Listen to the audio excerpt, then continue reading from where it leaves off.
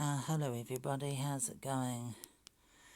I was watching tonight's news and there was that segment about the grebes, and I thought it'd be nice to, get on the bandwagon of trying to save these birds. The first thing I thought was let's try and educate myself about edumacation. It's all about, and I'm going to educate myself about the birds in question. Fuck it. What does this bullshit have to say? I am not sure that I used my time on Boxing Day usefully as much as anything. It was that sense of guilt that drove me down to the marina to do a nest check late in the evening. I don't think this is telling me about the bird at all. Of greatest interest is the 3 nests that contain 8 eggs. I want to know about the bloody bird. But there's obviously something on Facebook. Grebe Wanaka. Lake Wanaka grebes thrive with a bit of help. Department of Conservation.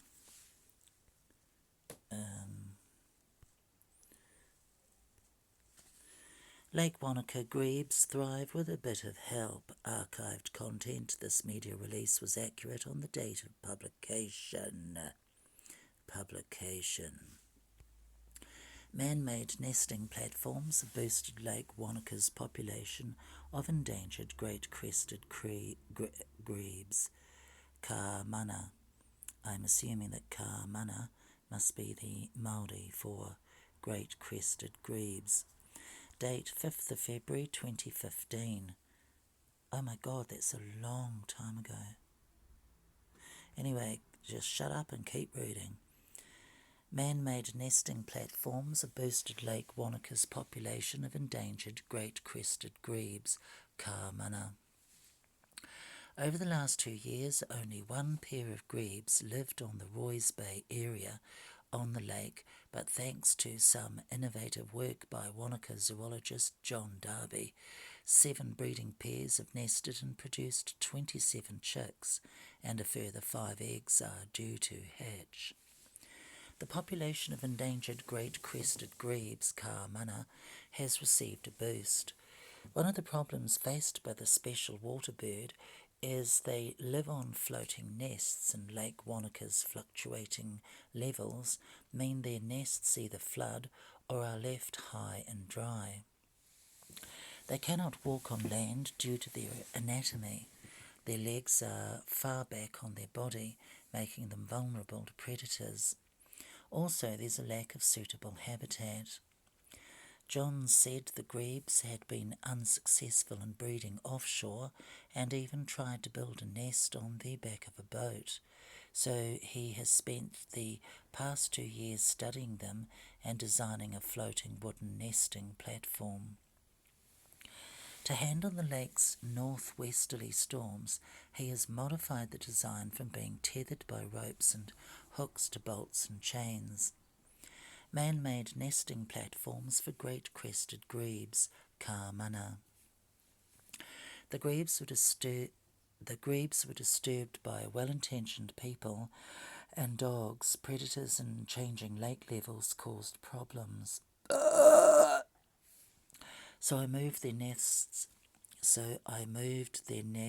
onto platforms, towed them back by kayak to the Roy's Bay Marina, and tethered them to the floating platform where they aren't disturbed by predators. Surprisingly, activity on the marina doesn't bother them, and boaties have been careful around them, John said. Now the birds are happily breeding in the area. John is keen to involve other people in continuing conservation and management of grebes by developing a grebe reserve beside the marina. A family of great-crested grebes, ka mana. John has a Department of Conservation DOC concession to trial his nest platforms. DOC, or Department of Conservation, Wanaka Ranger Flow Gold, said John's dedicated conservation work has led to the increase in the number of breeding pairs on the lake, and she reminded people to give the nesting grebes some space. Background information. The legs of grebes are set well back on their bodies to enhance their diving skills at the expense of mobility on land. For this reason, the birds rarely, if ever, come ashore. Grebes once inhabited at least 100 South Island lakes, but numbers have been declining, and now only 300 to 400 remain in the South Island. They are fully protected. Numbers have declined mainly due to introduced predators and habitat loss, through wetlands, drainage, and the establishment of hydro schemes. Nests can be stranded or flooded by artificial fluctuations in lake levels. Wash generated by motorised watercraft can also swamp nests and destroy eggs, while the noise can scare adult birds, leaving eggs or chicks exposed to the cold or predators. Animals like stoats, cats and raptors can prey on eggs and fledglings and introduce fish, and birds compete for food breeding space. Related link: Australasian crested grebe. Contact John Darby, email john.darby@extra.co, blah blah blah. You can even phone and all the rest of it. Isn't that amazing? I might just quickly go over it again. How long's it been? 6 minutes. Lake Wanaka grebes thrive with a bit of help. Archived content. This media release was accurate on the date of publication, and that's sometime in 2015, as far as I can work out. And I think the site is, Department of Conservation, New Zealand Government. Man-made nesting platforms have boosted Lake Wanaka's population of endangered great crested grebes, Kāmana. Over the last 2 years, only one pair of grebes lived in the Roy's Bay area on the lake, but thanks to some innovative work by Wanaka zoologist John Darby, 7 breeding pairs have nested and produced 27 chicks, and a further 5 eggs are due to hatch. Oh, there's all of that there. Let's go on to something. Otago Museum. Great crested grebes of Lake Wanaka. I wonder what that's going to say. Otago Museum, Great Crested Grebes of Lake Wanaka, posted the 11th of October, I assume that's 2016, by Honorary Curator Peter Schweigman. Pair of adult great crested grebe and chicks, image credit John Darby. Actually, on the news I saw vistas, is that the word? Views of the baby chicks, but it was from behind. Maybe those baby chicks are a little bit older, but I thought they were cute, and they don't look cute there. They look like shit. Don't try and save them, they're disgusting. They have ugly babies, so don't bother. Although the great crested grebe, Podiceps cristatus, is a cosmopolitan species, the subspecies found in New Zealand is rare and is confined to the inland lakes of Canterbury and Otago. Over the last decade, numbers of the birds have been low. In February 2009, the Otago branch of the how on earth do you say that? Ornithological Society of New Zealand surveyed the central Otago lakes to come up with a breeding population count. In 2004, the total population for the area was 119, while 5 years later the tally was over 400. Lake Wanaka, it seemed there. Don't tell me they're endangered. They're breeding too much and they have ugly babies. Oh my God, let them die. Lake Wanaka was not covered on the survey day, although an unconfirmed number was recorded as 5 adults. Why on earth didn't they bother to do Lake Wanaka on the survey day? As far as I can tell, that's where the majority of them live. I mean, had they probably done that, they'd probably find there was 1.5 billion of them. Stupid wankers. Don't give money to the Department of Conservation because they're obviously incompetent, and they also probably have ugly babies, just like the bleeding great crested grebe of Wanaka. This is sick. God, you find out the truth, don't you? And it's ugly. Just ugly. Grebes build floating nests and the population struggles to succeed on Lake Wanaka, partly due to fluctuating water levels. Either their nests flood or end up beached. In 2013, former Otago Museum Assistant Director and Head of Sciences John Darby moved to Wanaka and became very involved in local ornithology. I managed to say it there. Ornithology, especially the plight of the great crested grebe. John managed, with the help of his kayaking skills, to construct and care for 15 floating nests for the birds. In this last season, 87 chicks were fledged from 43 breeding attempts, breeding the total to 118 chicks since this project started. A grebe making itself at home on one of the specially constructed floating nests. Image credit John Darby.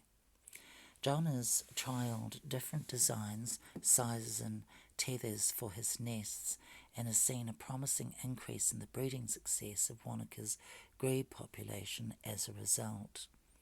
Despite this species being rare, a few eggs have ended up in the Otago Museum over the years. Yes, I bet they were fried or possibly sunny side up. 6 eggs came from Central Otago, the oldest 3 being dated 1897, and oh my God, that's a bit ripe, isn't it? And 2 are mostly likely from the UK. This number has increased dramatically since John collected 20 infertile eggs during nest monitoring. Well, I bet he said they were 20. I bet he said they were infertile because he just wanted to, take them from the birds. It probably means that, it's a bit of a Holocaust, really. Worse than the Jewish Holocaust. But there we go. Anyway, let's not go down that dark, beautiful, bright, straight road leading to the Jewish Holocaust. It's too bright and hopeful. Anyway, where are we? 2 most likely from the UK. This number has increased dramatically since John.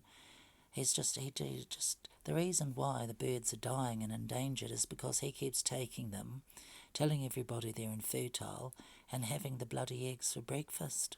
It's disgusting. I know what's going on. I know. The truth is that John Darby is a great crested grebe killer. Just awful. And I have the proof. There's the proof there. This number has increased dramatically since John collected 20 infertile eggs during nest monitoring.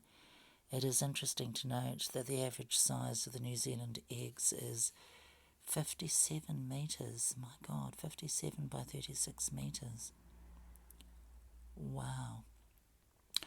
However, 1 egg of those 20 collected by John, I can see why he wants them for breakfast. They are literally enormous. I mean, most eggs would only be about half a metre by, I don't know, about 10 millilitres or whatever it is. Sorry, it's not millilitres, is it? No, that's the how you measure earthquakes. No, I can't. Sorry, it's a foggy brain. I had COVID, and I think every day I have an attack of COVID, and it's just eating my brain. I'm getting emotional now. Okay, so there's that there. There was something interesting, I think, possibly. Let's go to the Department of Conservation, because I think the birds seem to be, there's Australasian, and there may actually be some in Britain and other places in the world. Australasian crested grebe. Australasian crested grebe, ka mana. The Australasian crested grebe is a diving water bird. Lake Pearson, Moanarua in Canterbury has been designated a wildlife refuge to help protect the grebe. New Zealand status, native. Conservation status, threatened, nationally vulnerable.